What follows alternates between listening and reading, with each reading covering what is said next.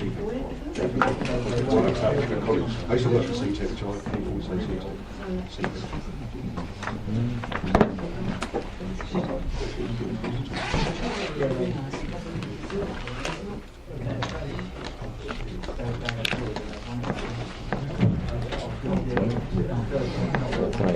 Good morning, ladies and gentlemen. Welcome to this Planning Policy Subcommittee meeting. Before we get into the text of the meeting and the agenda, I need to make a couple of announcements. One is the emergency evacuation announcement. Should we be required to evacuate the building, would you please leave the building by the nearest available exit? There's one there, other one there. There are 2 fire escapes in the room. If you need to evacuate the room by the door of the fire escape staircase, please hold both handrails in case the stairs are wet or slippery. If anyone is unable to use the stairs, would they please allow others to exit the room before they go to the fire exit door, where they can be given assistance. Please do not use the lift. Our assembly point will be in the public car park at the side of the Civic Suite. Please do not delay your evacuation to collect your belongings. Please do not return to the building until you have been given permission to do so by council staff. Please note that this meeting will be audio recorded. Before we move on with the main body of the agenda, I think it would be appropriate at this time to highlight a very large vacancy that we have on this committee. One of our old colleagues, Chris Black, died recently, as you may well be aware. And although Chris was very passionate about virtually everything that he was involved with to do with the district and his ward, I think planning was always very close to his heart, and his input into this process will be sadly missed. So if you wouldn't mind, I think we should just spend a minute standing in silence, if you can stand, to acknowledge what Chris has done for our ward, for this committee, for the planning and for the district and its residents as a whole. Thank you.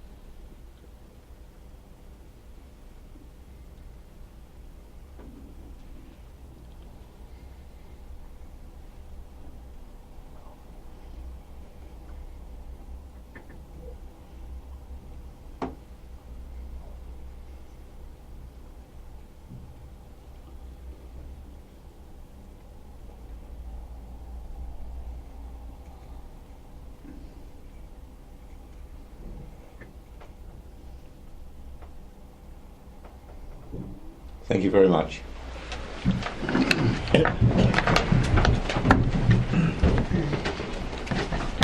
Can I just point out, I will introduce the members of the committee and the officers here for the benefit of our visitors today. Excuse me. This is a planning policy subcommittee that's held in public, but it is not a public meeting. Therefore, I'm afraid the visitors are not allowed to contribute towards the process. Questions will be asked by committee members, and I'm sure that if you'd have got anything, you would have contacted them already. Apologies for absence, if we may, please, Sonia. We've had apologies from Councillors Ioannou and Councillor Mrs Hughes. And substitutes, please. We have Councillor Ward substituting for Councillor Ioannou, and we have Councillor Hookway substituting for Councillor Mrs Hughes. Fine, thank you very much. And non-members attending? Thank you. Okay.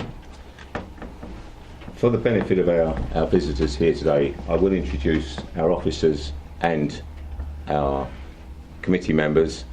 Substitute going from my left is Ian Ward, Sean Scrutton, who's the Managing Director of Rochford District Council, Sonia Worthington, who is a Democratic Services Officer. My name is Dave Sperring. This is Matthew Thomas, who is the AD for Planning and Regeneration, Natalie Haywood, who's the Team Leader for Planning Policy and Economic Development, and Dan Goodman, who is the Policy Planner. The other committee members here, as you've heard, is Councillor Hookway, who's substituted for Councillor Hughes, Councillor John Mason and Councillor June Lumley. Okay.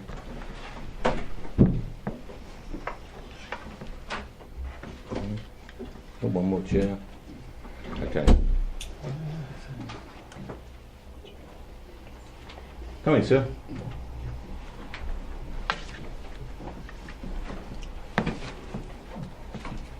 Okay. Right. Item number 4 on our agenda is to receive minutes of the meeting held on the 28th of November, which have recently been circulated to all members. Is that in agreement with what you can remember, members? Agreed. Agreed? Thank you very much. To receive declarations of interest? None? Okay, thank you. Now we get on to the real nuts and bolts of this meeting. May I suggest that item 6 and item 7 are the main areas for comment contribution, and that items 8 to 15 inclusive are really evidence-based documents. We'll go through every one of these individually, with Mr. Thomas making some comments before a brief appraisal of each item, and then we will return, as they're all contributory factors to items 6 and 7, we will return to them because they will be evidence-based documents, if that's okay with members. Okay? Okay, let's go on to item number 8 then, which is the new local plan issues and options document, strategic housing and employment land availability assessment, known as the Sheila 2017. Thank you, over to you. Yeah, thank you. Chair, I'm just going to pass over to my team lead for fine. planning policy, just to give the brief outline on the documents to note. Okay, thank you. Okay, so I'll just use the abbreviation Sheila just for freeze. This is quite a key evidence-based document. The National Policy and Guidance requires us as a local planning authority to engage with landowners, developers, anyone with an interest in land, to find out the potential availability of land is in the district, and then as a local planning authority to do a more specific assessment on it in terms of the suitability and the viability of that land coming forward over the lifetime of the plan, so we're looking over the next 20 years. There is clear guidance in the planning practice guidance, which provides more detail on the National Planning Policy Framework on how we should undertake this assessment. So we have done the majority of the work in-house. The availability of land was informed by a call for sites, which opened in 2015.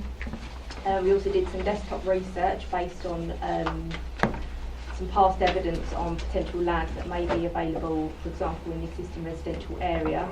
And we also did a review of the council's own land assets right across the district as well. So these are the 3 key areas which have informed our assessment of the availability of land. We've also had an independent viability assessment done of all the sites that have been assessed. There's 219 in total, so it's quite an extensive document. And in terms of the suitability, our evidence base in its entirety, we still need to do a bit more work on that, particularly around the constraints. This does include the Greenbelt assessment. We haven't done that as yet, so in terms of the suitability, the Sheila itself can't make any firm recommendations on whether the vast majority of sites that we put forward are actually suitable, because the vast majority are, if you've had a look at that document, are actually currently allocated as Greenbelt land. Broad outcome of the assessment is that there are 38 sites which are potentially suitable, available and deliverable. These are predominantly within the existing residential area already. They are both brownfield and greenfield land. The Sheila itself is only an evidence-based document. It doesn't allocate sites and it is not policy. So it's purely, its purpose is just to give us a baseline of where there may or may not be potentially suitable land that we could consider in the future. and at this point in time it doesn't make any firm recommendations predominantly because of that the Greenbelt constraint. Okay, thank you. John. Thank you, Chairman. I've taken a very, very, very deep breath because I think this is the document which has alarmed most residents that have seen it or heard about it, which is why I guess a lot of people are here. I recognise a lot of you. I think I know where you come from, and I'm not surprised looking at the maps that you have concern. I was alarmed as well, but then I did have the benefit of greater knowledge of the process that the council was going through to create a local plan. Indeed, with Chris Black, I remember collaborating with him in 2006 on the last one. So with that, it gives me some assurance as to what's actually going on. It is, as the officers say, a reflection of agents and landowners who have put their land forward for consideration. And I am assured by the previous process in this one that there are no pre-conditions, no pre-selection that has taken place on behalf of the council. Somebody did this for me and wrote to me, so I haven't checked it myself, so maybe officers might help me. The figure of 993 I know they've quoted, because that figure seems to be the number of dwellings that are already zoned on land in this Sheila, call it whatever you like, that are in residential notation already. I think someone wrote to me and said there were 24,000 potential dwellings in the remainder of the sites put forward. So that's struck me as being 25,000. Well, of course, that will alarm residents hugely. It alarms me. Frankly, it isn't possible, and it's not even what we're even asked to consider. My own opinion, and we'll come back to this later because we've taken things in a slightly different order, and I did raise this the other afternoon, is that I think it's not a target. I recognise that. Mr. Thomas responded to me the other afternoon by saying it's not a target, but with shortfalls from 2011, from relation back, and shortfalls by going back to 2014, that the methodology the OAN requires, that with those two shortfalls and with 12 years at the OAN figure, which is 361, I calculate it as something like a figure of 7,500. But that, of course, is a figure which is, in the parlance, in the technical way of putting it, unconstrained. That means that that is a figure which has been created by the methodology put forward by the government and has been carried out on many councils' behalves as part of the previous Thames Gateway to come up with what is called a strategic market assessment. So we're talking about figures that have been assessed in accordance with methodologies. They haven't been tested against the evidence. And that is something that the chairman drew to your attention at the very beginning, because it's the evidence that determines whether that number is any way deliverable. So everyone needs to engage with that evidence. Yeah. And I've got a great deal more to say about that evidence probably later, but I'm going to say it now, Chairman, if I may, because I think it sets the scene quite well. We need, as a council, as members, as communities, we need to look at that evidence and we need to challenge it. We need to understand what it says, and even though it's been produced by very technically able people, including our own, there are obviously things that have requirements for improvement. And I believe that the issues of infrastructure, the issues of environment, the issues of economic ambition, are probably the most important ones for us to challenge. And I'm going to say that I don't think there's any rush. We're not a council that's ended up on Said Javid's list. It's been published today. Castle Point's on it, Basildon's on it, Brentwood's on it. They haven't produced a plan at all. We have produced a plan and it is running. So there is no rush for this council to rush into another 20 years without having considered and challenged the evidence and the organisations to produce it very robustly. So I'm going to say later, you might think 2021 is a generous target. I don't mind if it goes on longer, providing we're challenging the evidence and making the right decisions for our communities in this district. Chairman, I'll rest there. It wasn't intended to be a speech. It took off. But that's my view on where we've started. Okay. Do you want to come back, Matthew, on that, or Natalie, or? I would only just a brief comment, just to say that the place to challenge the evidence is through representations on the issues and options and further stages of the local plan, just to say that. Okay. I'd like to respond to that by saying yes, it is an opportunity for further consultation for stakeholders, residents and others to challenge, but I'd also like to see councillors challenge. Yeah. Councillors didn't challenge last time, except in isolated wards, of which I was one. I'm not sure there's many people around from those days, but I believe all councillors should look significantly at all of the evidence and challenge it, particularly in their wards, so as a collective view. Yeah. Thank you, Chairman. Okay. Neil? Yeah, just to follow on from that, what would seem to be quite a generous period of public consultation of 12 weeks, I think in reality, when you start to look at how some of the bodies that may be involved in this operate, it may not be quite so generous for them.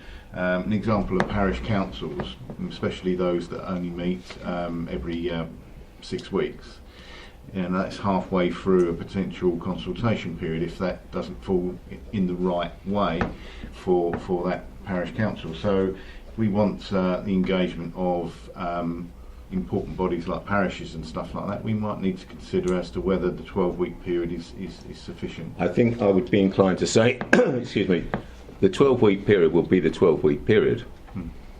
We'll push the information out to the parishes as soon as we can. There's no reason why a parish or town council can't call an emergency meeting to discuss the options. They can do it in week 1, they could do it in week 2, they can have 3 meetings in that 12. That's for the parishes, I feel, to dictate their priority on this. There's no reason, if you say it's every 6 weeks, have one for a fortnight. It's a big issue. We know that. So that would be my view. I think I think the points you've made, John, are quite, a lot of them are quite valid. What concerns me is, having heard the news yesterday of the government's directive, we could be looking in the not too distant future at a whole new set of criteria that we've got to comply with. So we'll plough on with this lot as it is today and see what the government's directive is after the budget next week, because we may be looking at other issues. Can I just comment? Yeah, sure. I recognise what you say. I know that the government is consulting on changes to the NPPF, and more particularly the methodology for assessing original numbers which represent need. Having said that, there's no reason why this council, as a whole,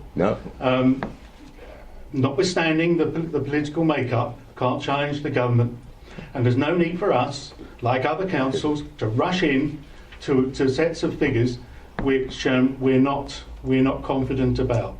Okay, I don't have a problem with any of this, John. I think we all want to do the best we can for the district and for our residents.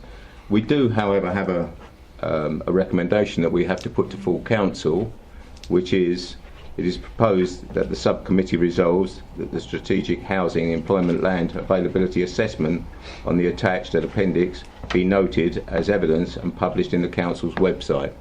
Do we agree with that? Yeah. Yeah? Chairman, yeah, I agree. Yeah, The fine. evidence has been produced Yeah. in accordance with the way the government, the NPPF, and other guiding principles require us to do. Yeah. So I also note in the document that our officers, I don't know which one, but recommend that this is something that's revisited at least annually. I agree with that. Yeah. And it's going to be very necessary for, I think it's going to be important for residents, action groups, residents groups, whatever, not to get too alarmed about the maps. What I think they've got to do is look at the pieces of land that have been put forward, and although there's been a rudimentary sustainability analysis done, officers have already concluded and admitted that it's only the back of it's the back of an envelope. And I'd say that there are many informed residents out there who could add to that, and I don't see any reason why in any consultation they shouldn't look at individual sites, and bearing in mind their local knowledge, shouldn't comment on whether they think there's sustainable opportunities or not. Well, I'm sure you'll take it on board, won't you? Absolutely, within the representations. I would say, at this stage, it's an issues options document. There's no allocated sites, no proposed sites. When those do come forward in the future, obviously there's opportunity to comment on those. But yes, if there's some knowledge of existing sites that will help the early process, then that's not an issue. So. Chairman, Yes. if I just may add, I agree with a lot of the items that John has actually put forward. I feel it's just vitally important that the whole community really do look at what's going on and engage at the earliest possible time, so that they have an opportunity to put in what they feel is necessary within their own communities. We do have rules that we do have to abide by, but it's still very, very important to have that engagement with the communities where we went out to the parishes to get their views, and that needs to be ongoing. This needs to be a consultation the whole way through, Chairman. Okay, thank you. So, Okay. Chairman, can I just ask if you will allow questions from visiting members or not? No, not today. That's what I thought you said, just for confirmation. No, that's fine. Yeah, I'm sure there'll be plenty of opportunity for people to make their views known. We've got quite a lengthy agenda to go through, and I think we've got to crack on with this. Moving on to item number 9, which is the new local plan. Just a brief little statement. This is a process where everything, including the kitchen sink, is thrown in.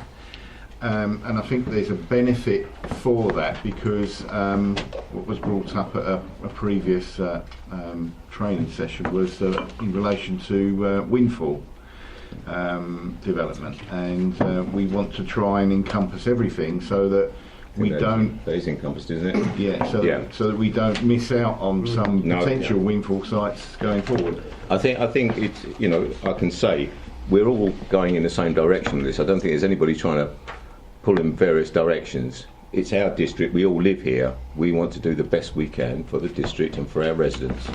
Some of us have lived here longer than others, but we're all cracking in a few years now. Moving on to item number 9, which is the new local plan issues and options document, Economic Development Needs Topic Paper 2017. Natalie? Okay, thank you. So this topic paper sets the context for the needs of Rochester District in terms of employment land and more specifically jobs over the next 15 to 20 years. It is set within the context of South Essex, but because the full assessment wasn't available at the time that we were looking to publish all of our evidence and the issues and options document, we produced a specific topic paper. It is a lot easier to digest than the full South Essex assessment itself. It does indicate that we're looking at a minimum of 7 hectares of new employment land up to 2036. There is a range of up to 16 hectares, but that also includes issues of loss of traditional industrial uses on existing employment sites for leisure uses, for example. So there is a little bit more work that we need to do ourselves to work out how much land we actually do need to provide to deliver the number of jobs to support any new housing that comes through over the next 20 years. So we're looking at somewhere in the range of between 7 and 16 hectares of new employment land. Okay. Any questions, John? Ian, on this one? Well, I think. Yes, John. I think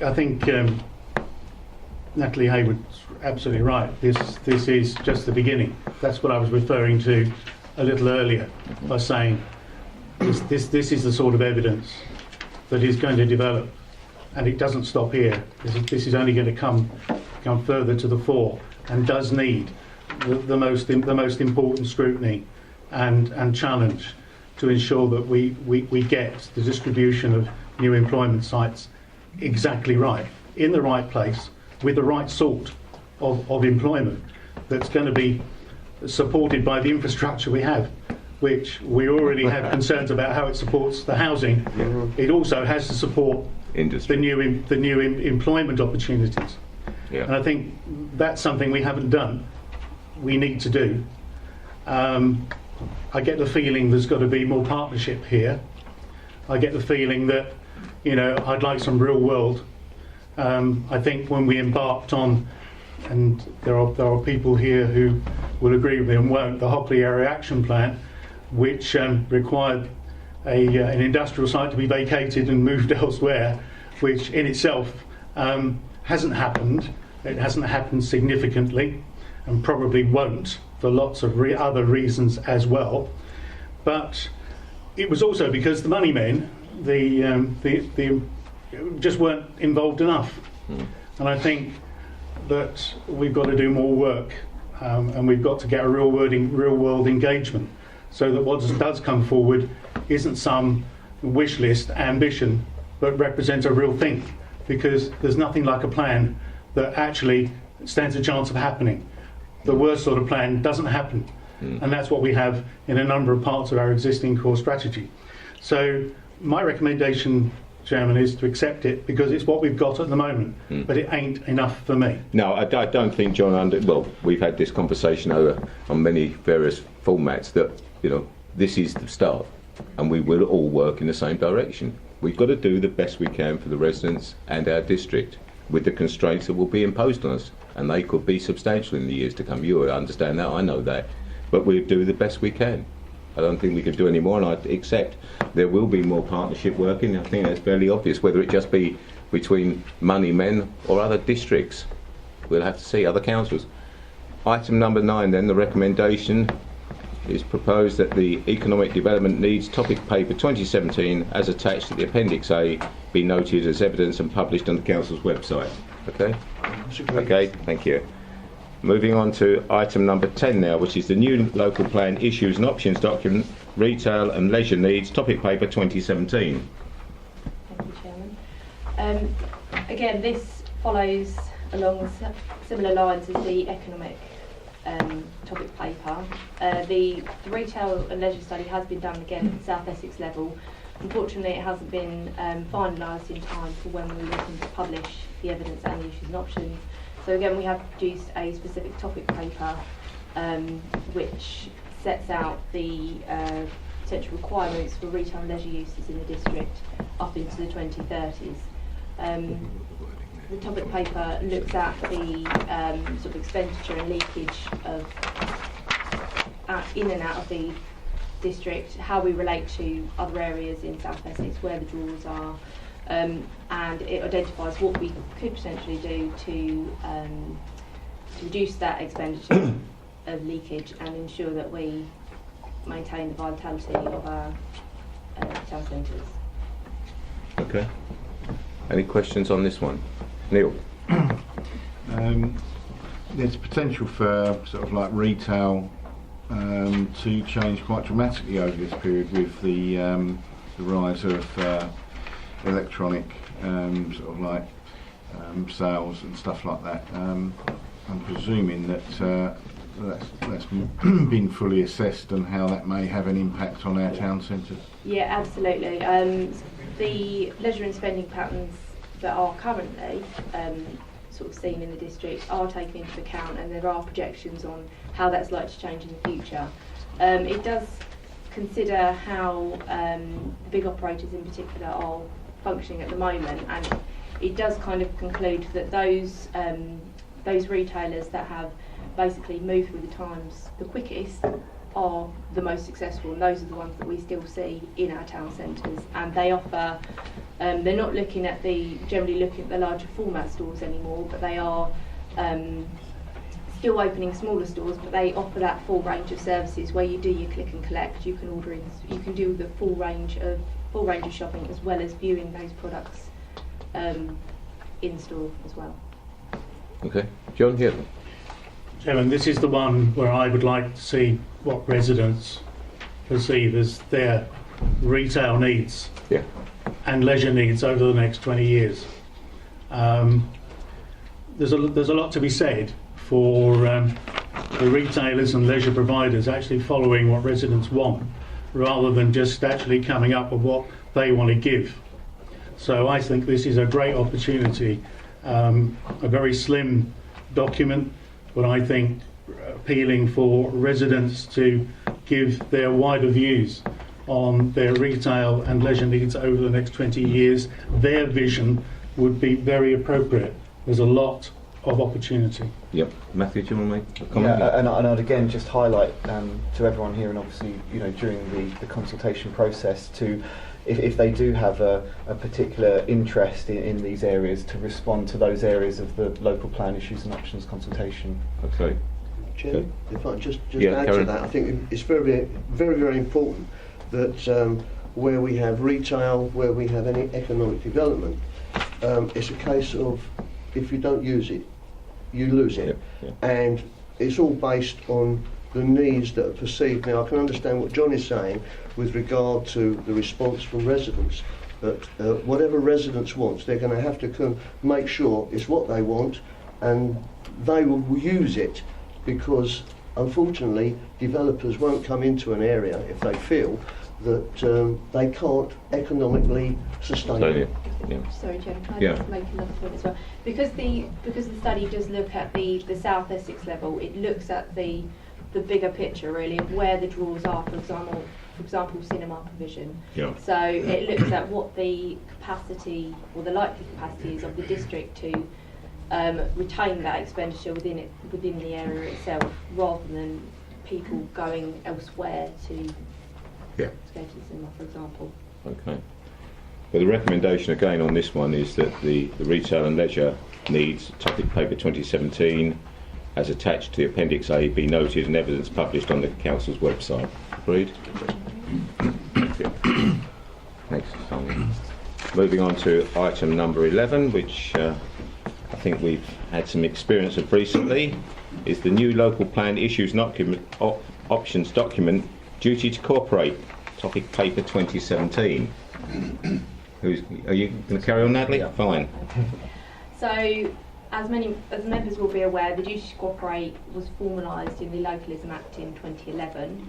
This requires us to cooperate and engage with various bodies, including our neighbouring local authorities, on any strategic cross-boundary issues. This can include housing, jobs, infrastructure, retail, anything that's of that scale and that level of importance between different bodies.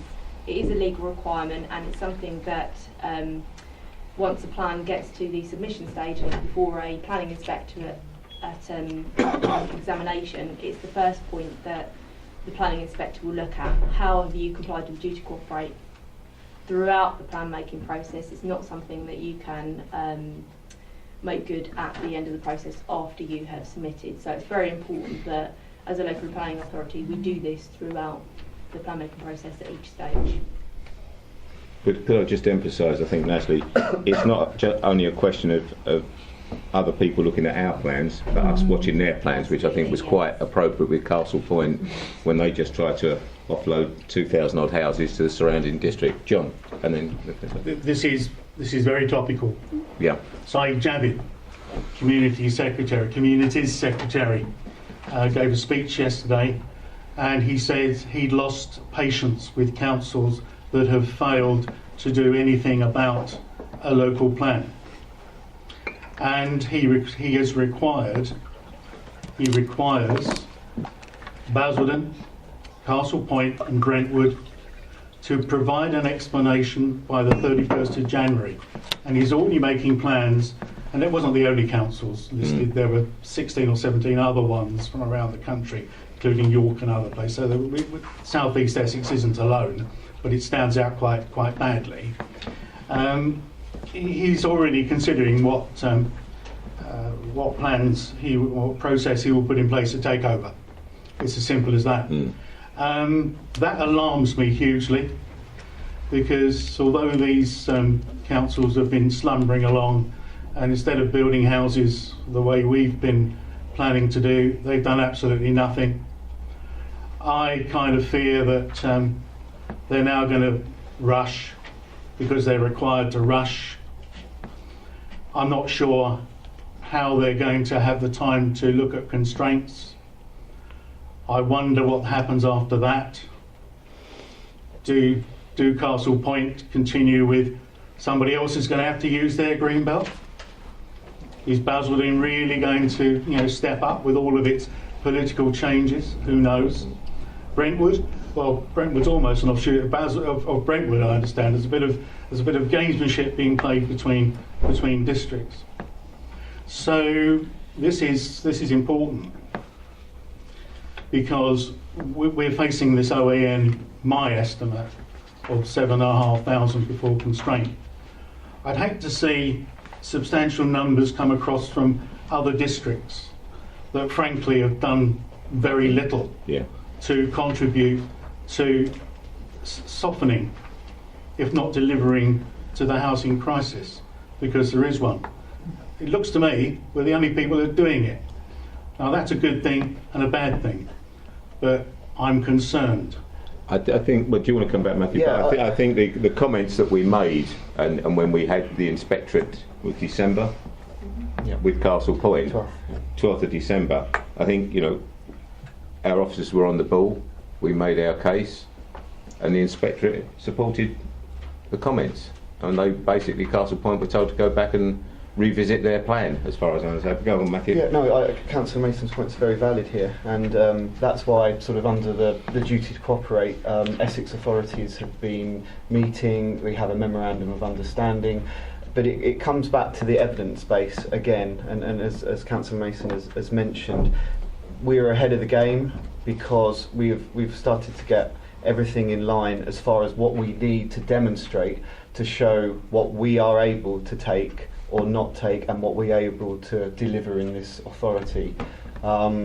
Other authorities will have to do the same if their evidence base isn't up to scratch, and the term that's been used a lot is no stone unturned, and that is looking at full capacity and then understanding your constraints against your potential delivery. So here in Rochford we are doing absolutely what is necessary. Others haven't, and as others haven't, it's difficult for them to then ask us to look at their need until they have actually looked in full at their own need. So I feel that we're in a particularly good position, but we're working well across South Essex. As I say, we have a memorandum of understanding, and the strategic issues are being discussed at this point. So. Okay, thank you. Neil? Yeah, I think Councillor Mason's correct in saying about how topical this is, bearing in mind what was in the news yesterday. I think it also highlights the issue to our residents and the general public that the central government is key in this whole process, because ultimately the rules of the game are set by central government, and we are playing the game by those rules. If the rules change, it's not anything that we've done, it's what's happened somewhere else in acts of parliament, etc. So if there's changes that we then have to take into consideration, it's normally changes that happen in another place that we have to sort of like. I think you're right, Neil. But I think as Matthew said, at the moment we've got the high ground. We've done our stuff. We're set up. We know where we're going. We know what we've got to do, and we can address other people's issues because we've got ourselves in this position.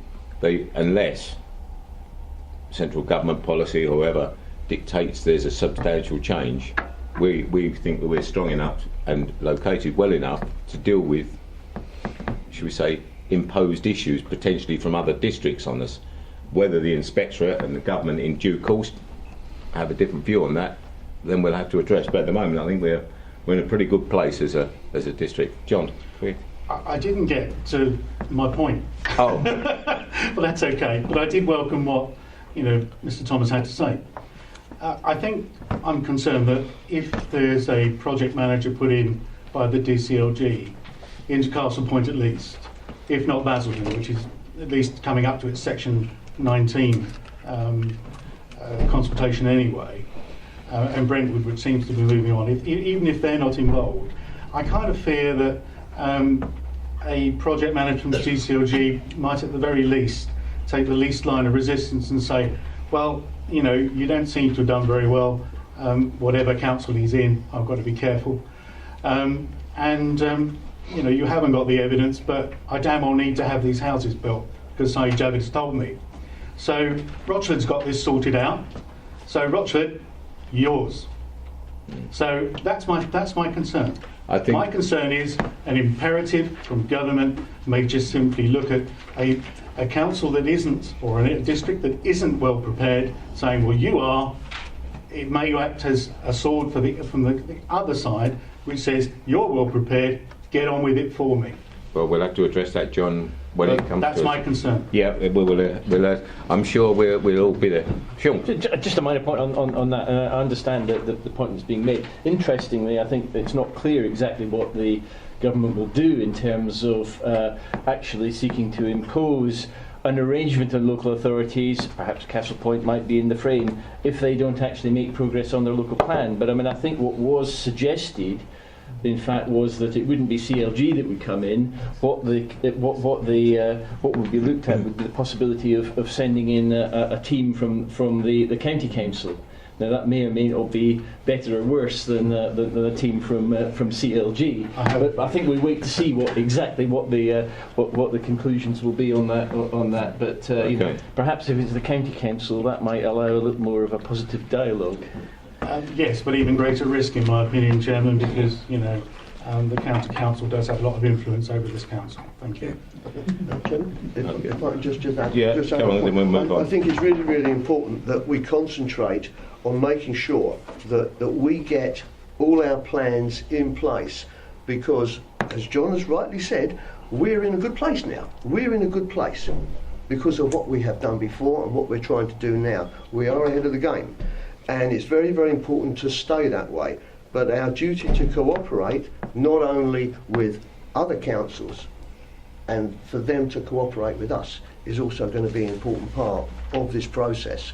So I personally feel that what we are doing now going forward is going to be very, very important. That we are holding our line. What others do, they are going to have to come up with the right goods. Thank you. Right, well, the recommendation is that the Duties to Cooperate topic paper 2017 as attached at Appendix A be noted to the evidence and published on the Council's website. Okay? Agreed. Okay, thank you very much. Right, moving on. Are you ready, Natalie? New local plans, issues, documents, Highway Baseline Technical Note 2017. So this technical note has been prepared by Mrs. County Council as the Highway Authority. Its purpose is really to establish a baseline across the district of where the issues are on the highway network and the various times of day. I know we're all aware of where the issues are, but we haven't had it on one map before. So this baseline has been developed using traffic master data, which is based on GPS journey time from SatNav. It will be used to inform more detailed modelling of the highway network in its entirety at the next stage, but this forms an important baseline to support our issues and options document. Okay. Go on, John. Yeah. Chairman, you're not surprised that this one has attracted a great deal of attention from me, and I'm sure it will attract a great deal of attention from residents. I'm sure they will look at this document and bring their local knowledge to bear on what's presented and what further trends they are concerned about. I note that the paper talks about there being technical modelling of traffic flows undertaken at a next stage. Well, of course, that's important. I tell you what I fear, Chairman, and this will probably be echoed in everyone's heart here, and maybe echoed by what other people have got to say who are members of the committee. I just see from what we've done so far, which is 6 years worth of development, with others sitting in the wings, and I constantly hear from residents saying that I've got problems going to school, I've got problems going to work, I've got problems getting home from work, I've got problems at weekends in leisure, and it seems that only small incidents actually cause absolutely huge problems across the whole network.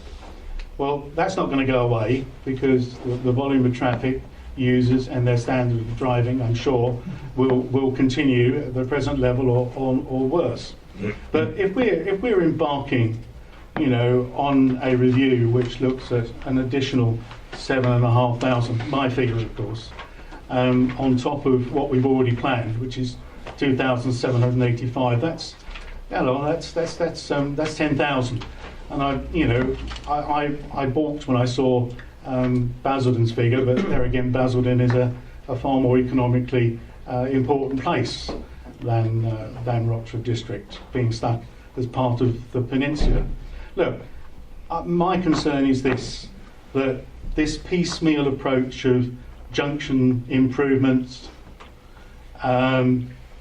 even the embarkation of the cell in something like 4 or 5 years' time, isn't going to do what's going to be necessary.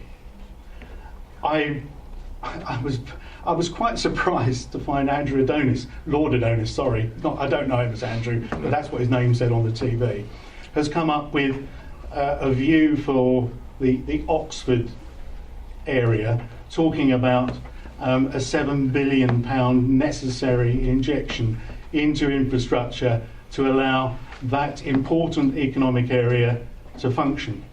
This is where we live, is an important economic area, not necessarily for what is generated in the district itself, but the people who live here and generate the wealth in other towns and cities. Cities being London, cities being Chelmsford, cities being Colchester, etc., etc.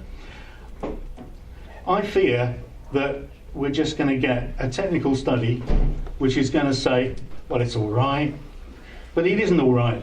It's not all right.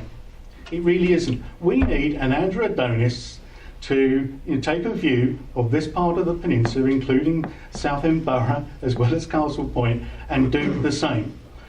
This is the one where I expect our council, our county councillors, to start pushing back and challenging. It's not going to be good enough, as we did last time, to rely upon Essex County Councils, it'll be all right on the night, because it ain't. No. I rest that, Chairman, not because there are residents here, but because I passionately believe in it. And I think there are members around this table, both visiting and members of the committee, who agree with me, but we've got to start saying it.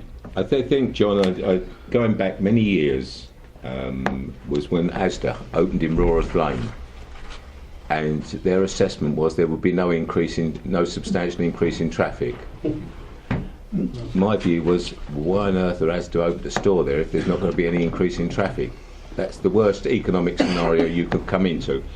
I think, well, from your experience, we have tried repeatedly to get this bigger approach, with a little development here, another little development there, I think we're all aware of this. Matthew, over to you. If you give us some comment on this. No, I mean, and John's right, we need to get that balance, you know, with the housing, the infrastructure, the jobs, so that we get a balanced approach. And this is just the baseline. This is a technical starting point, as it were. This will develop, you know, the modelling work that we're doing. It's not isolated to just looking at this borough. We're looking to look at how our flows connect with Southend and other areas as well. So this work will develop and start to inform where those stress points are, where the issues are with the junctions, and what may be able to do to relieve this. Obviously, you've quoted the 7,000. That's the unconstrained approach. Obviously, you know, the target that we have in Rochford, you know, will probably be very different to that. But we don't know what that is yet. You know, we're very early in the process.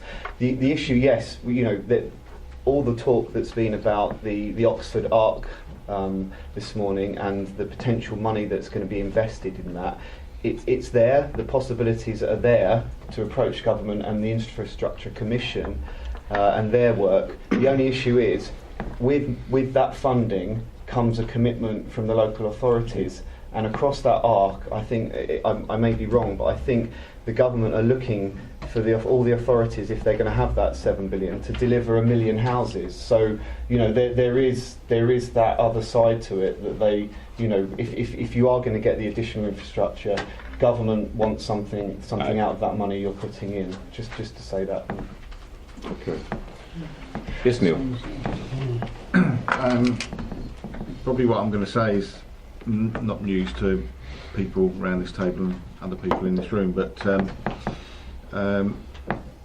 the geographical nature of the district, you know, dictates the traffic or flows within the district. You know, there is we're hedged in on three sides, so the traffic flows are sort of west to east and backwards and along that sort of corridor. Also, the main roads and routes are actually outside of our boundaries.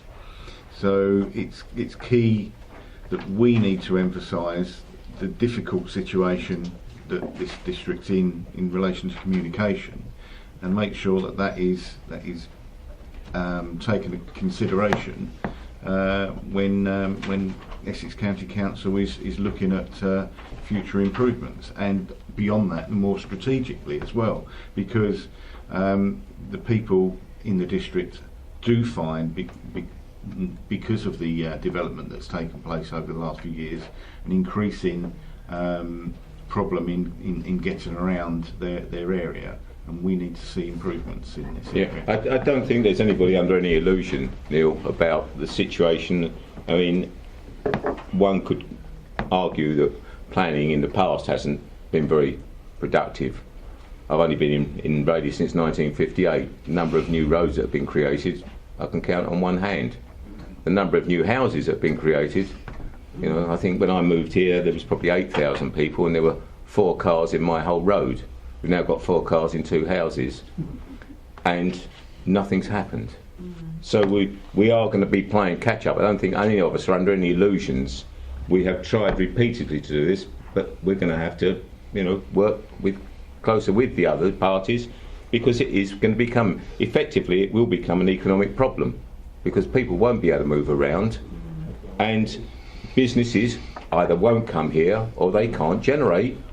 You know, it's all very well having, you know, the big terminal at Tilbury and all these sorts of places, but the knock-on effect, if nobody can move anywhere, will be that this area will stagnate, and I don't think that's what any of us want.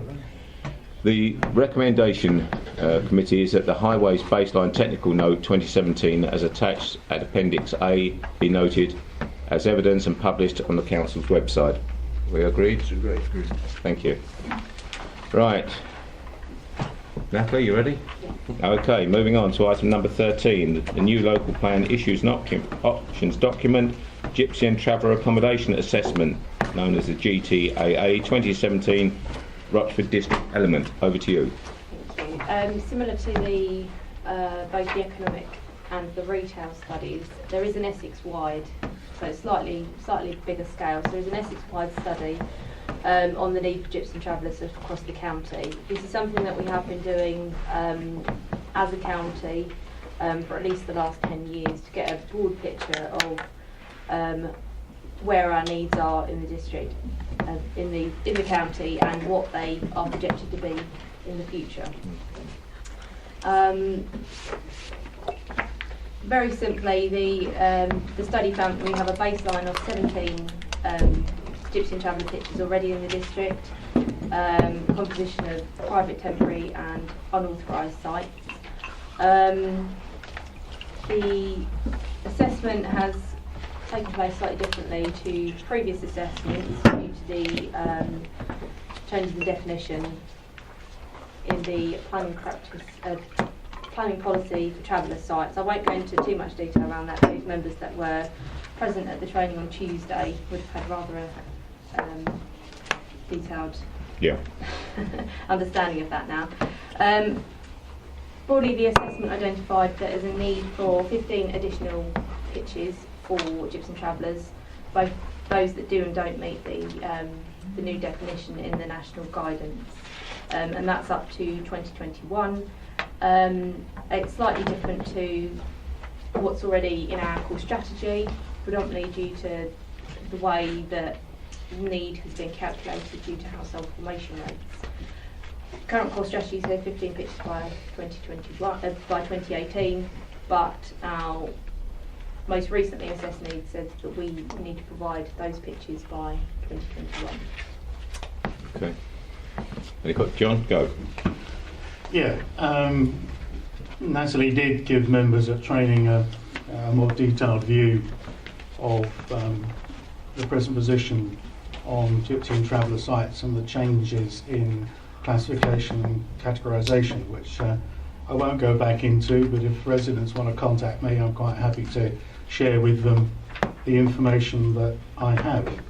I guess that I'm concerned because there was recently an appeal which suggested that, in fact, not suggested, actually said it, actually wrote it, the planning inspector actually wrote that the council hasn't carried out its obligations under the previous core strategy 2011-2025, in particular to deliver those pitches, and has therefore allowed pitches that we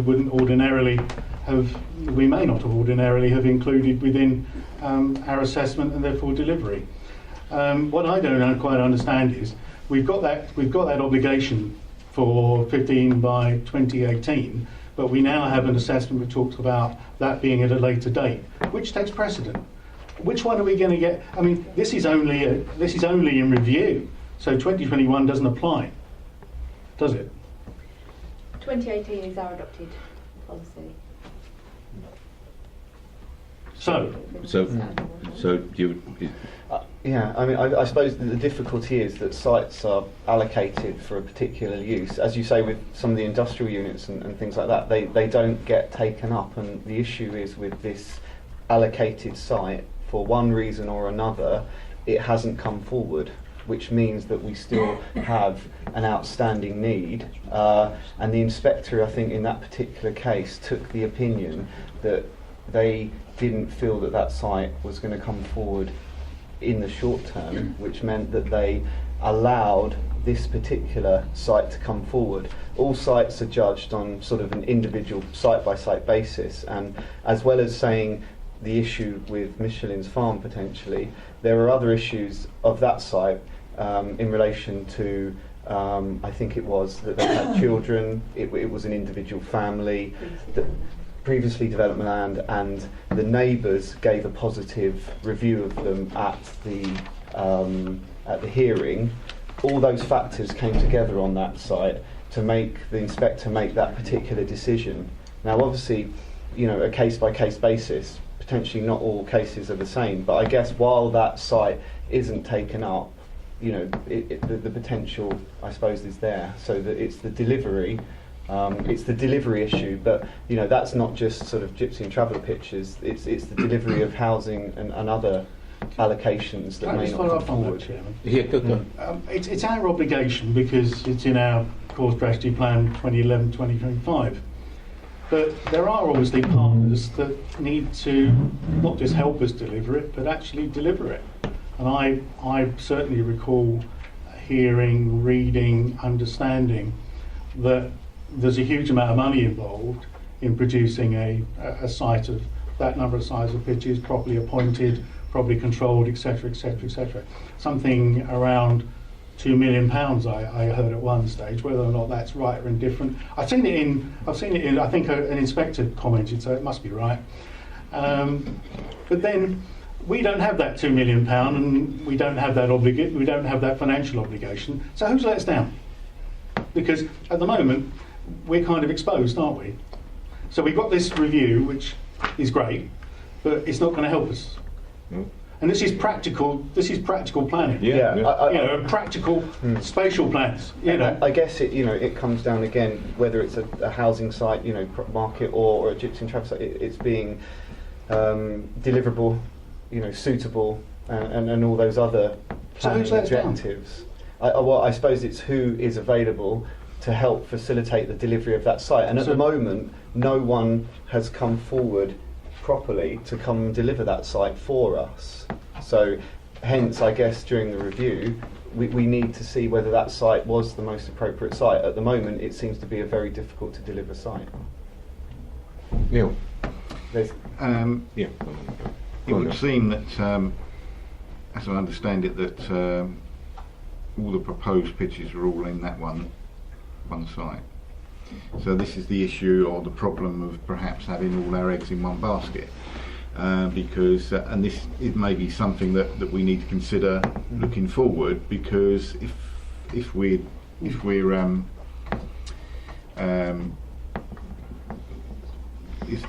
the situation is that we're reliant on someone to bring this site forward for us to meet our need, and everything's just based on one site, then we're likely to have similar problems going forward. So I mean, what I'd add to that, and add to what I was going to say previously, is again in the referring back to the issues and options document under the Gypsy and Traveller chapter, there are a number of options to put forward how we might deliver this differently to how we did last time, bearing in mind what we've learned from the previous approach in the plan. So it could be that we need small sites that are deliverable, and perhaps that's the easier way of meeting that need, but there's other options involved as well as having a criteria based approach. It's open at this moment for the community to put forward their thoughts on how we should best meet this need. Okay. How are we going to get? I know this is later, Chairman, but how are we going to get to the traveller community in our consultation? Because I don't just want, personally, I don't just want our standard residential dwellers. Let's put it that way. I'm trying to use words that are not inflammatory and certainly don't intend it to be anyway. From general residents, but also how are we going to get to what we say gypsy, but we say travellers. How are we going to get to them to get their views? We've had this, haven't we? We've done. Yeah, we all of the vast majority of existing gypsy and traveller population in the district were interviewed during the preparation of the GTAA. So we've already got that engagement with them, and certainly the Gypsy and Traveller unit that's provided by Essex, they have regular engagement with the communities as well. So there is a way that we can get in contact with them to get their thoughts on how we should be meeting their needs. So. I get the distinct impression that we've made better headway on this aspect than most other areas, haven't we? Absolutely, yes, yeah. Okay. June. John, if I could just ask a question around that. How are we likely to be affected by any transit plans? Because as I understand it, there is an intention to have 2 sites within Essex. Is there any likelihood that we are going to be? That certainly came out through the 2014 GTAA. It is an issue that we're re-looking again as a group of authorities in Essex. There is some information in the Rochester District element that we provided. But in the full assessment, there is even more detail on how we should progress that. We need to do more work basically on the types of unauthorised encampments that are taking place, where they're taking place, and what that actually means for us, where we should be providing those that sort of transit provision. But we haven't reached a definitive position as yet on what we should do with that as a county. So it is a county-wide issue, not just a Rochester district issue. I understand that. Chairman, I believe I should have declared an interest as a member of Essex County Council. But my understanding is then that Essex will actually decide within Essex which authority those sites will be set in. It's likely to come out through perhaps an addendum to the GTAA itself, because we've looked at the more settled population, if you like. But we do need to do a little bit more work, like I mentioned, on the transit issue, where they're taking place, what sort of families are involved, and where their spread is throughout the district. So that's something that the individual local authority, I would expect, would be involved in across Essex. Thank you. Okay. Okay, committee members, we have a recommendation that the Rochford district element of the emerging GTAA as attached at Appendix A be noted evidence and published on the council's website. Okay, thank you very much.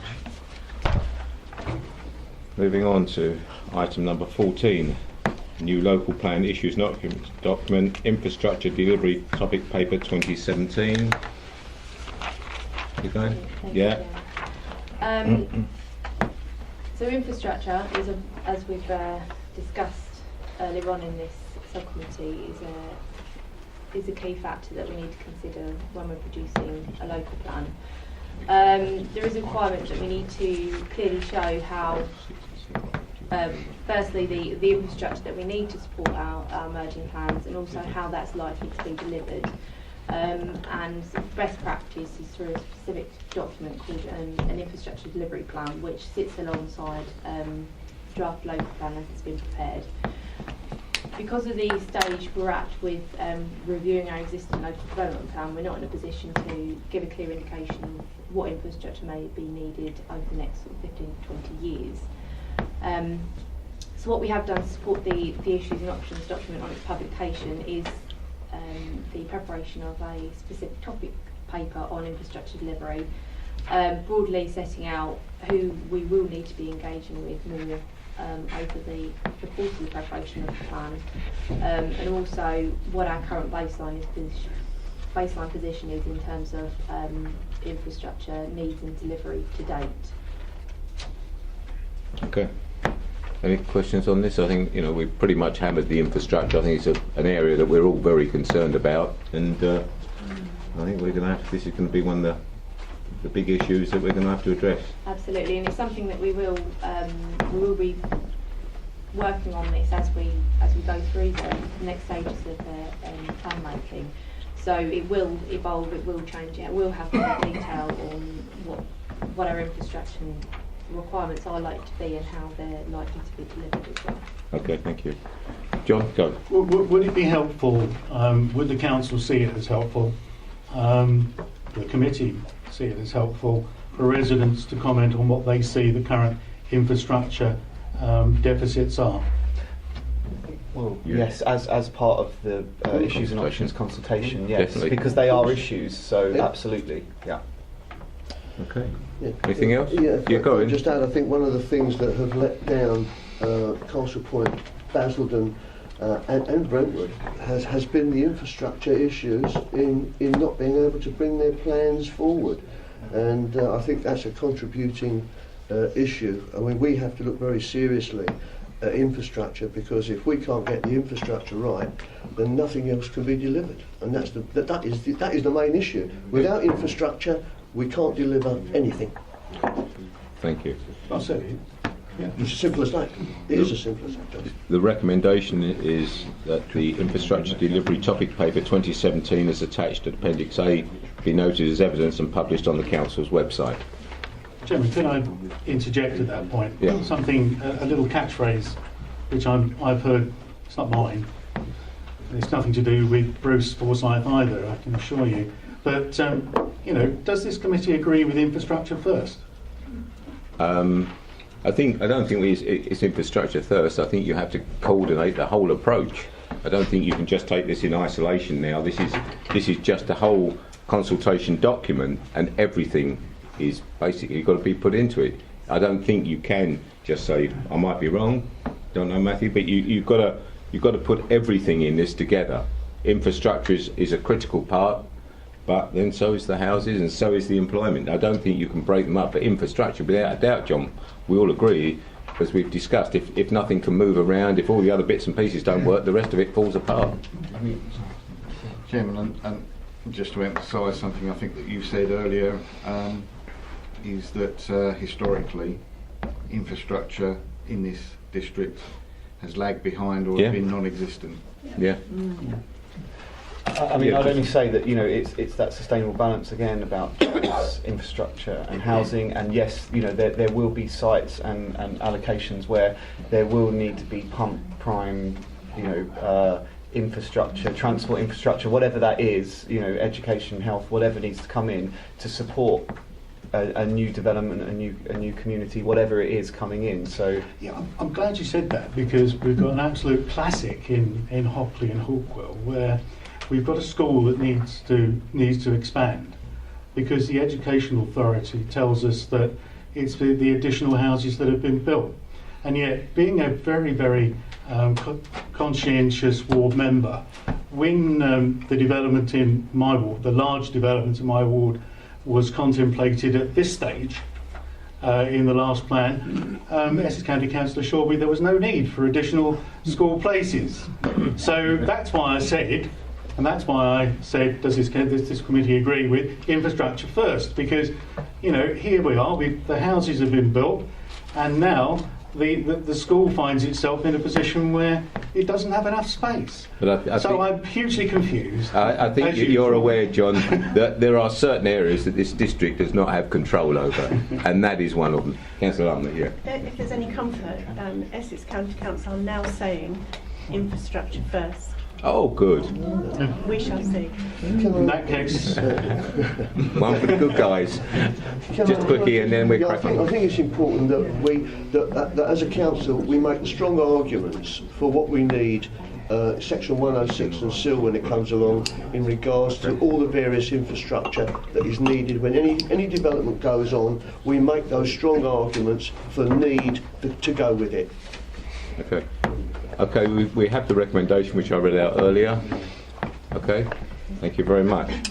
And the last aspect of these evidential reports is the new local issues and options document, Grow on Space Feasibility Study 2016. Thank you, Chairman. So this study was commissioned by Essex County Council. It looks specifically at the needs for grow on space across the county, and broadly it found that Rochford has a real need for these type of units. We have a very entrepreneurial culture and a lot of start-up businesses, and there just isn't the adequate space which meets the need of those businesses to actually expand and grow here. Okay. Any questions on this one? It's a no-brainer, Chairman. Yeah, we've got to do it. No-brainer. Yeah. Okay.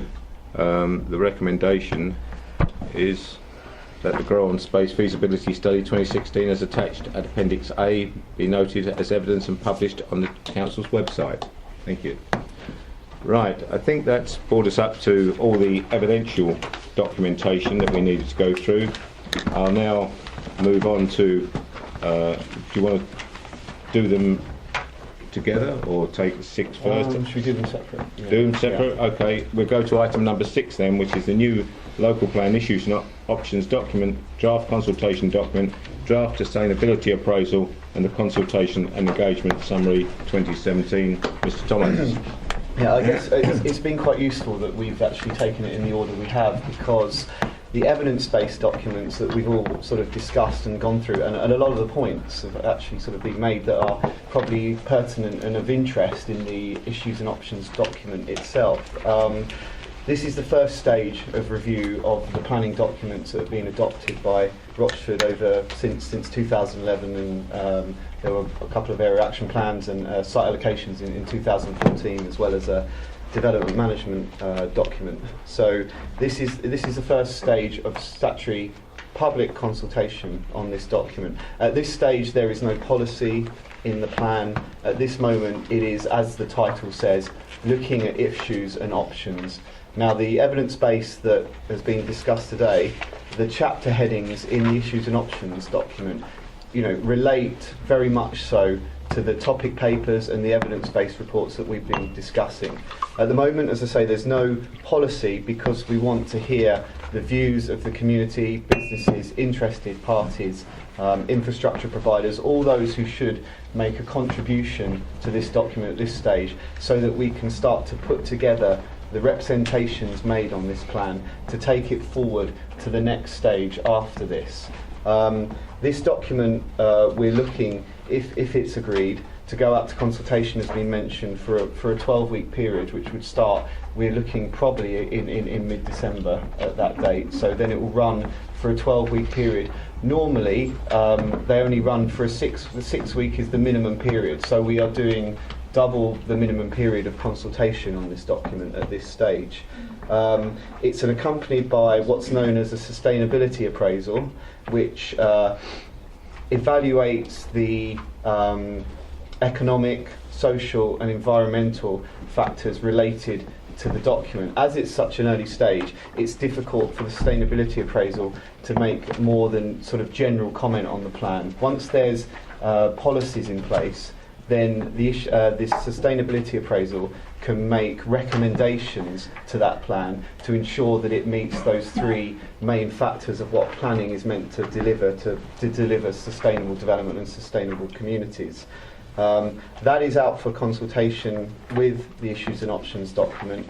In addition to that, we have a consultation and engagement summary, which outlines the type of public engagement that's going to take place over the 12-week period of the plan, and that has to comply with our statement of community involvement, which shows how we are going to consult the community in our plans and strategies, and also as far as development control and development management is concerned. So really, everything that we've discussed, all the chapters in there, we would be encouraging the community to engage in this process and put representations in on chapters and areas of the issues and options document that they feel strongly about.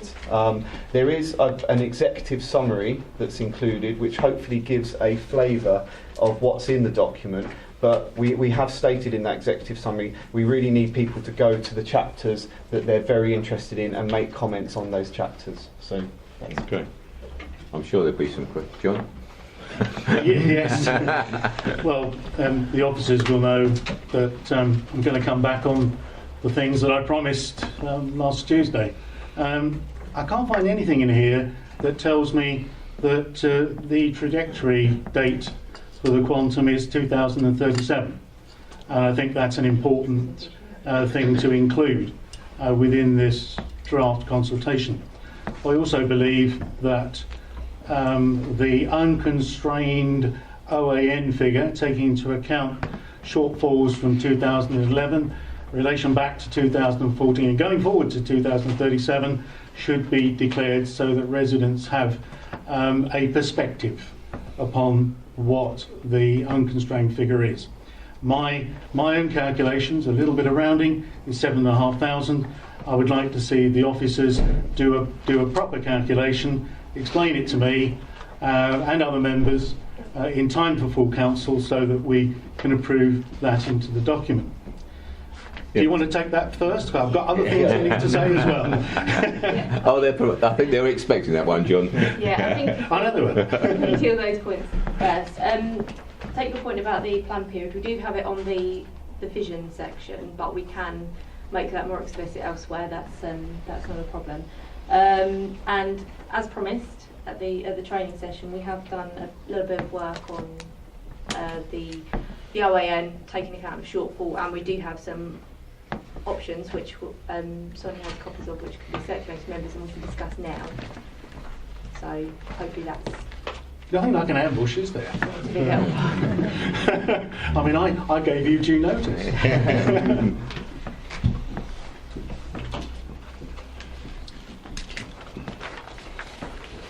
Thank you. Chairman, if I can just make a note. Yeah.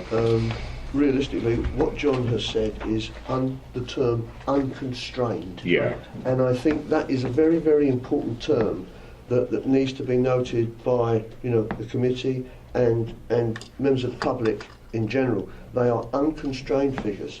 There will be constraints, infrastructure, lots of other items which will have to be taken into consideration when we eventually go to inspection. So those are the upper figures, but constraints will obviously change those figures. Do you want to carry on with this? Yeah. All I can say is I was remarkably accurate by hitting a midline figure at 7,500. Yeah. So, I take great credit in my own work. Yeah. Well, you did that. Modesty has always been a great virtue, John. I think, as Ian has said, this hopefully is the biggest figure, the unconstrained figure. It's up for us and our officers to do our homework and do our job and make sure that we try and make sure we can put a supportable case together that figure isn't unconstrained, it is reduced substantially. And just to reiterate exactly what you said, this is the objectively assessed need figure is normally referred to in the NPPF, the National Planning Policy Framework, as the starting point. So it's the starting point before those potential discounting measures come in, that relate to environmental constraints, etc., etc. So yes. Can I ask a question? Yeah, sure, John.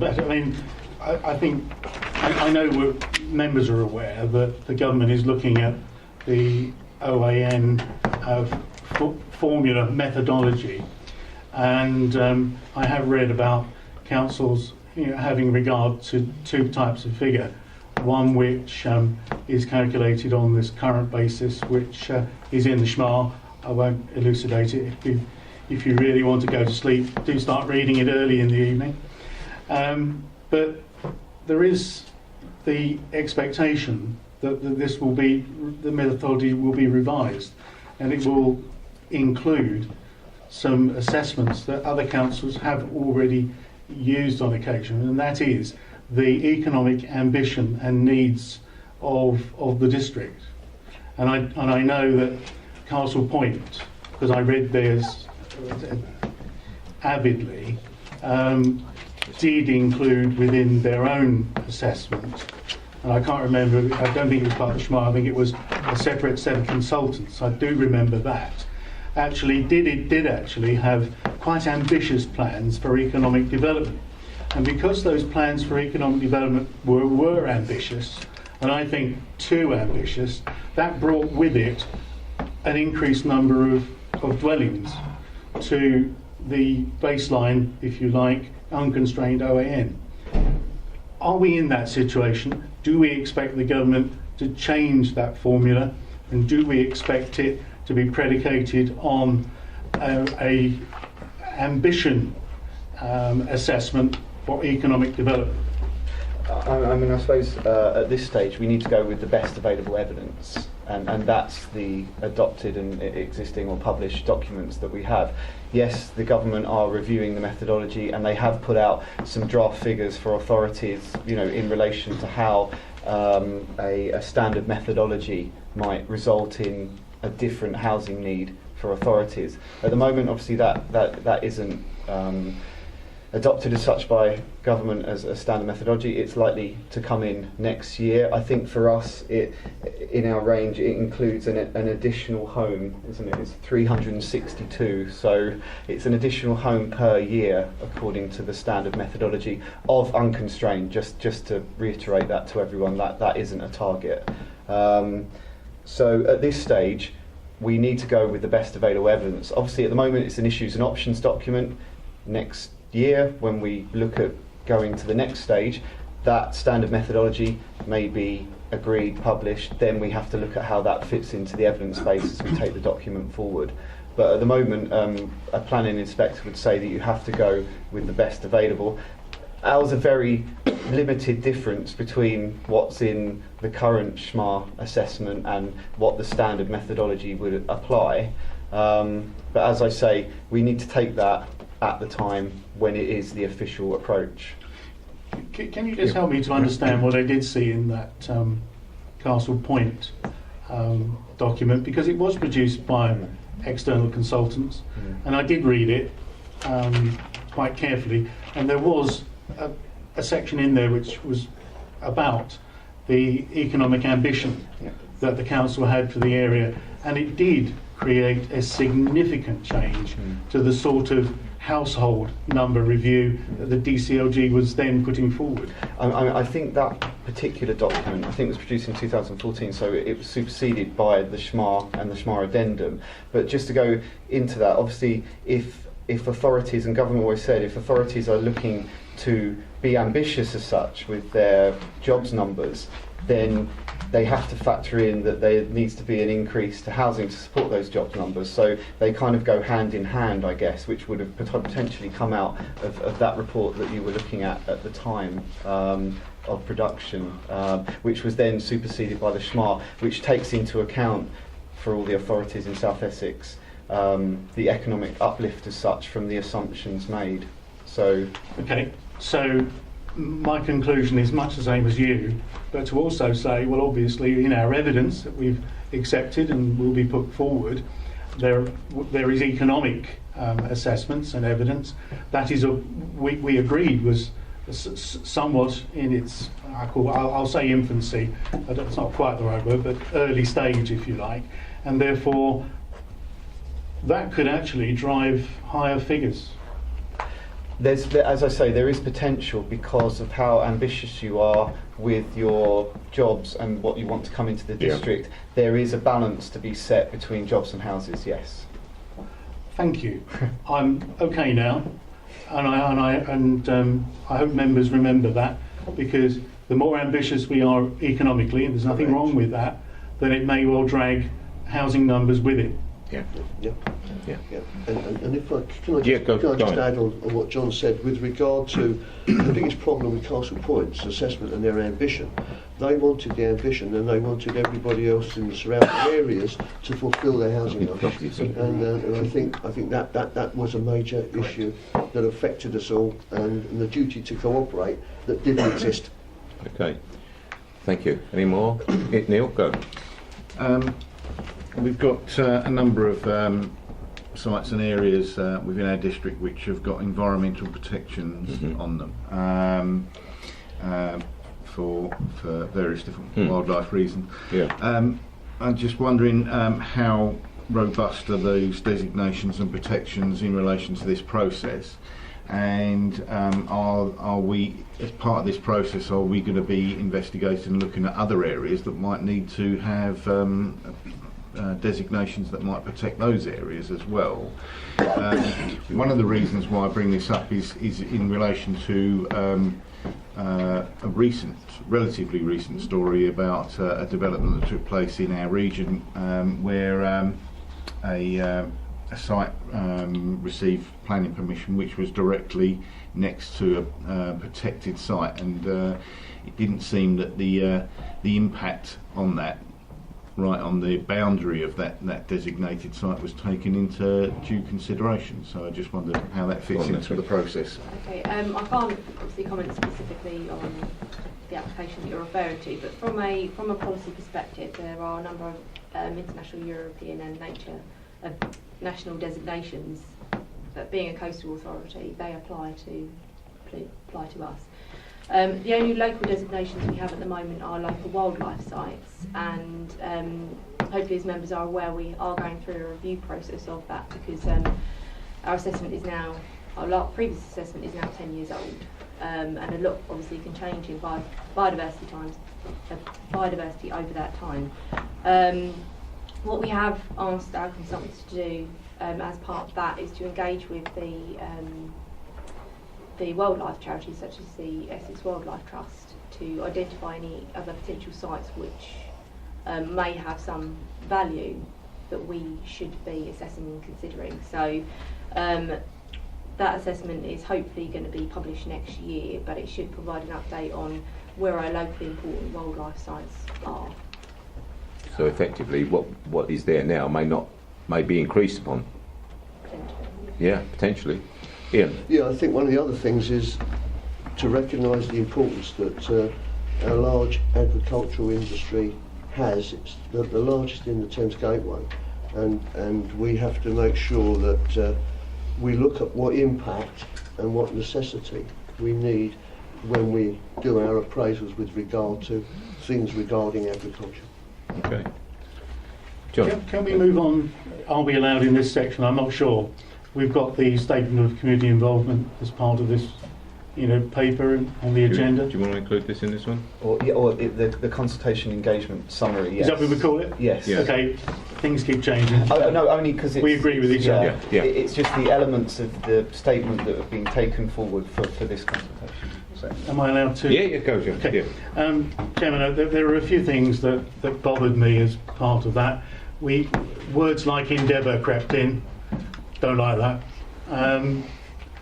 Words like may do this crept in. So I don't like that either. I think it's time, if we're engaging with residents, to make it absolutely clear, what we are going to do. It's not an endeavour.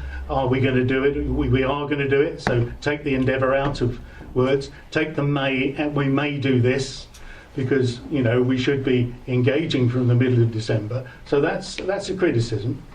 But nevertheless, there is further criticism from me, because I recall that for council we secured a leaflet budget of £15,000, if I remember rightly, and at least Councillor Lumley and I remember that, and she's nodding with me, Yes. which is good. So when I read that we may give out some leaflets at railway stations, I actually thought, hey, that's not good enough. Because for £15,000, and I do have some experience of leafleting, we can leaflet every house in our district. And there are people who are already commenting on social media talking about, when the survey comes through my door, I will do this. Well, if it's not going to come through their door, they're not going to do it. So the expectation is, and my expectation is on an engagement, bearing in mind we canned Rochford District Matters, and I know there's a lot of people who actually said I don't think Rochford mattered at all with that, but nevertheless it was there. It's not. So I would like the subcommittee to agree with me that we should be putting leaflets through everyone's door using the budget that we've put aside. Okay. Yeah. I have to say that it was that meeting of the full council was probably prior to my engagement. Oh, sorry about so, that. Yes. It still happened anyway. And so I'm not aware of whether that budget was committed or not. Oh, it was. Yeah. So It was. I suppose commenting from the outside and from experience elsewhere, yes, that's an approach. Whether whether that is the best way to sort of commit that type of fund to engage to the full extent with the community, I don't know. It's open to see if that would be the case. All of us around this table have a lot of experiences of leaflets, and we have a great deal of understanding about the impact of leaflets on residents' activity. Let's put it that way. And we know that leafleting gets people out to do things. Yeah. I want this first consultation to be a barnstormer. We've said this from the very beginning, all of us on the subcommittee. We want the highest engagement possible. Yeah. My experience tells me, from 17, well actually it's much longer than that, 17 years as a member, yes alone the previous 14 years as a residents association chairman, that leaflets are the most impactful thing we can do to get engagement. So I recommend it strongly. Yeah. Also, Chairman, we didn't do very well last time. you've acknowledged that in committee yourself. We didn't do well last time, and we ended up in a review at the High Court. I don't want to see us ending up in a review at the High Court for any reason, and notwithstanding what the outcome might be. To avoid that, I ask that we leaflet, and we leaflet every single consultation we do. I don't want anyone to say to me, I did not know about this. Okay, Ian. Well, I think that is vitally important. We cannot have any excuse out there ever again that people said, I didn't know about anything. I do realise that I have had feedback where leaflets were put in the door, and even so, those people still didn't know, either because they went out with the rubbish or they just slung them away.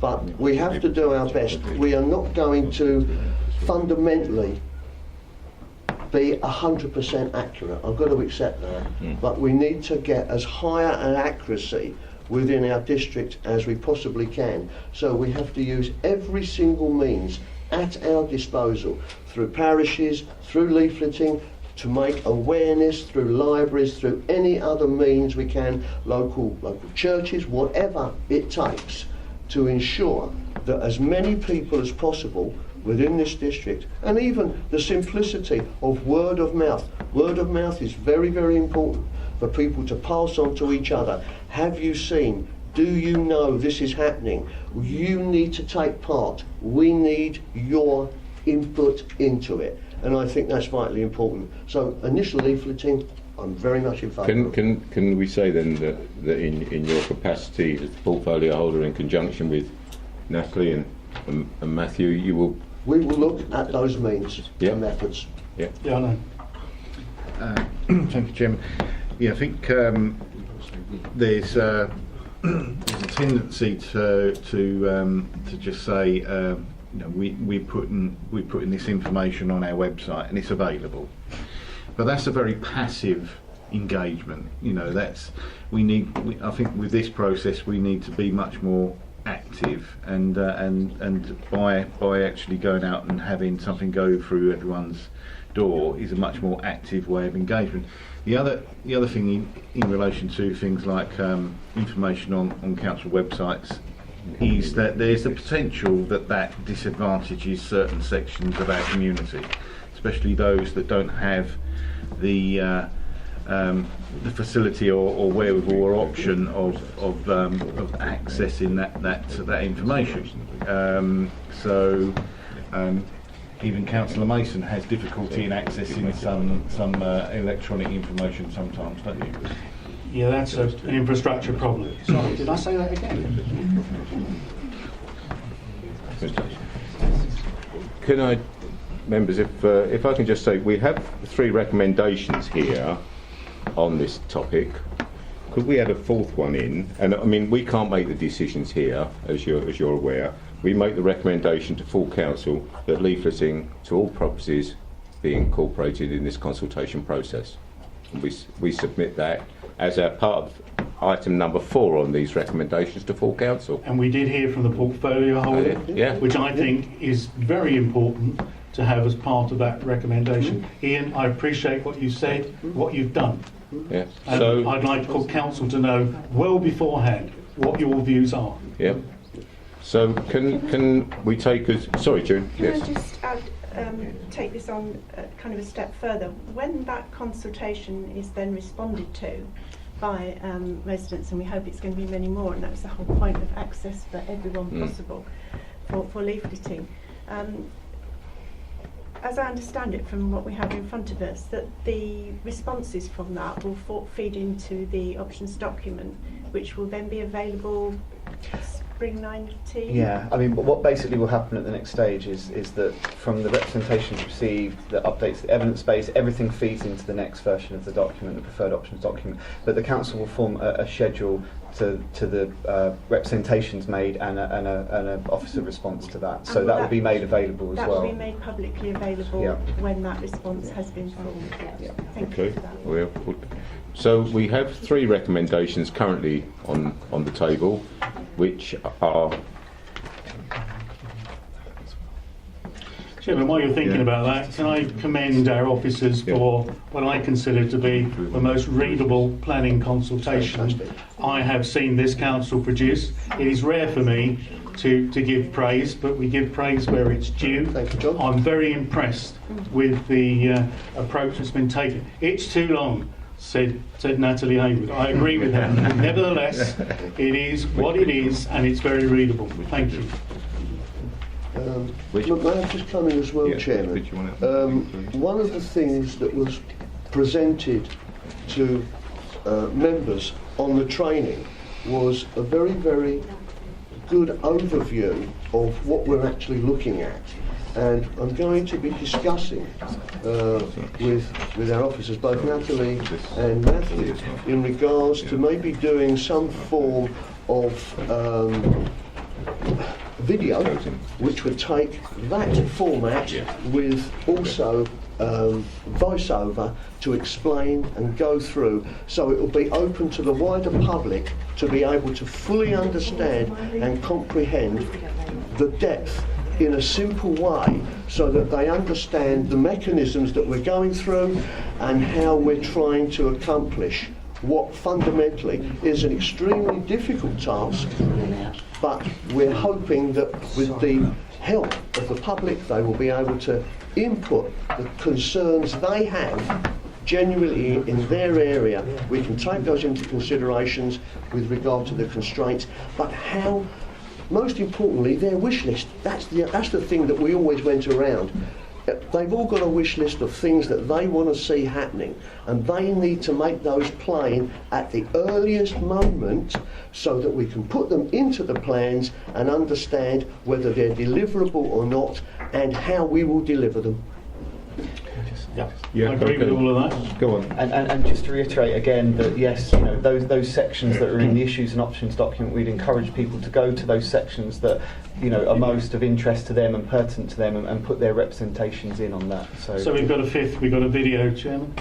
We're looking at it. You're looking at it. We're going So to it's be not a recommendation. No, it's something we're discussing on the viability and doing it to get it on the website. Two other aspects we've got here.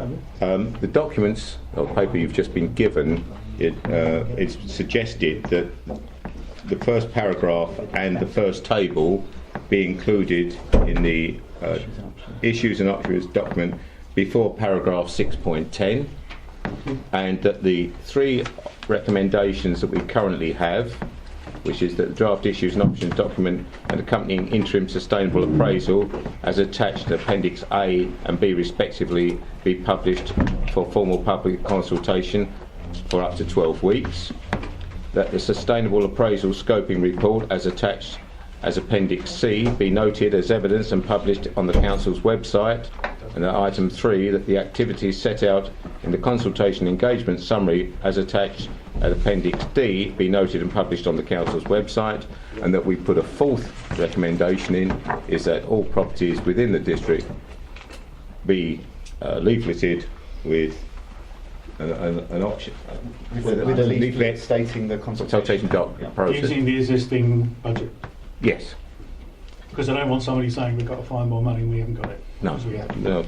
Okay. Are we agreed with that? Agreed. Fine. Thank you very much.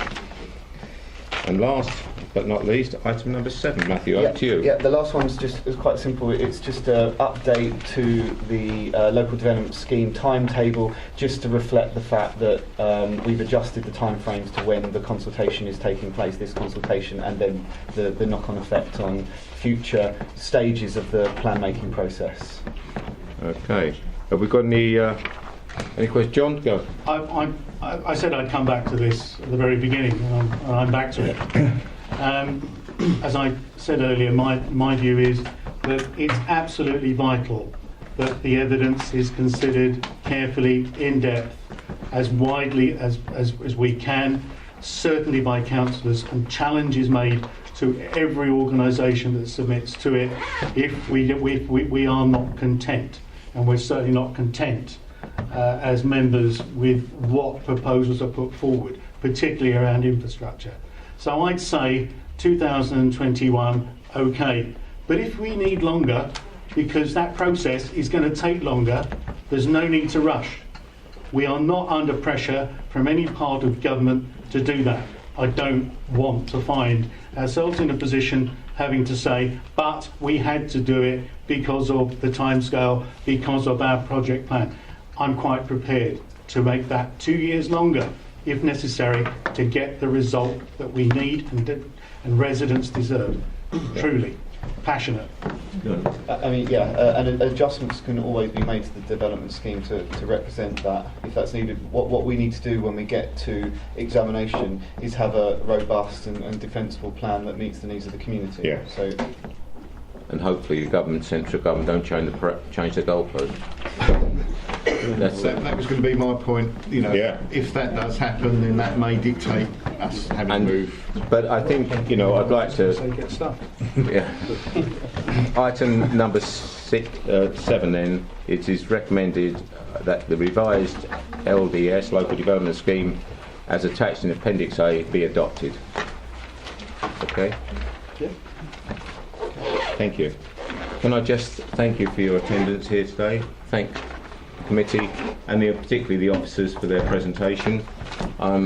I hope that you have some confidence in us that we will try and do the best we can for our residents. We are all residents here and we will do our best to protect but at the same time develop our district. Thank you very much. Meeting closed at 11:45. Thank you.